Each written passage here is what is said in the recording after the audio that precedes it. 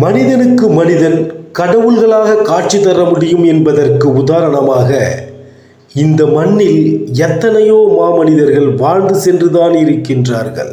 அப்படி தமிழ் மண்ணில் வாழ்ந்த தமிழகத்தின் முன்னாள் முதல்வர் புரட்சி தலைவர் எம்ஜி ராமச்சந்திரன் என்று சொல்லக்கூடிய மதிப்பிற்குரிய எம்ஜிஆர் அவர்களும் ஒருவர் என்று சொல்ல கடமைப்படுகின்றோம். மனித கடவுளாய் வாழ்ந்தது மட்டுமல்லாமல் மனிதர்களுக்கு கடவுளாகவே காட்சி தந்ததையும் நாம் மறக்க இயலாது.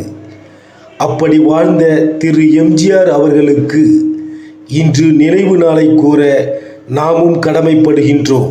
மதிப்பிற்குரிய ஐயா எம்ஜிஆர் அவர்களின் ஆத்மா இம்மண்ணில் வலம் வரட்டும். அவரது நல்லுள்ளம் போன்று பல குழந்தைகள் இம்மண்ணிலே பிறக்கட்டும். ஏழ்மைகளை ஒழித்து ஏழை எளியோர்களின் வாழ்வை சிறக்க வைக்க கடும் பாடுபட்ட வள்ளல் எம்ஜிஆர் அவர்கள் என்பதை நினைவு கூறுவோம்.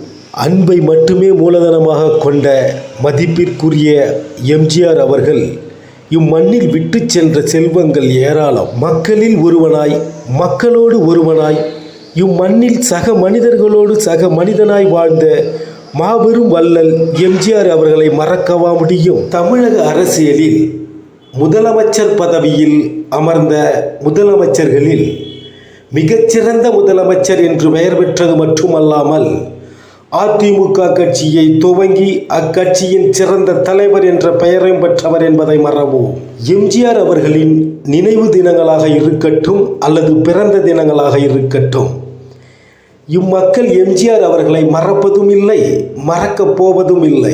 வாழ்ந்தால் இப்படி ஒரு மனிதன் வாழ்ந்தான் என்று வரலாறு கூற வேண்டும் என்று கூறுவது போல் இம்மண்ணில் வரலாற்று சுவடுகளில் இடம்பெற்ற சரித்திரம் பெற்ற மாபெரும் மனிதன் எம்ஜிஆர் அவர்கள் என்பதை இந்த நினைவு நாளில் நினைவு கூறுவோம்.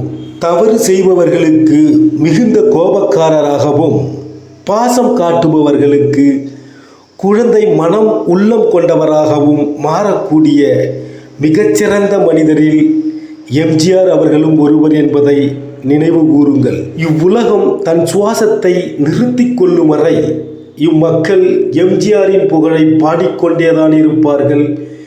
எம்ஜிஆர் அவர்கள் இம்மக்களுக்கு என்றும் கடவுளாக காட்சி தந்து கொண்டேதான் இருப்பார்கள் என்று கூறிக்கொண்டு அவரது இந்த நினைவு நாளில் நினைவு கூர்ந்து வீர வணக்கத்தை செலுத்திக் கொள்கின்றோம். நன்றி, வணக்கம். இது உங்கள் ஜிமிக்கி ஸ்டுடியோ.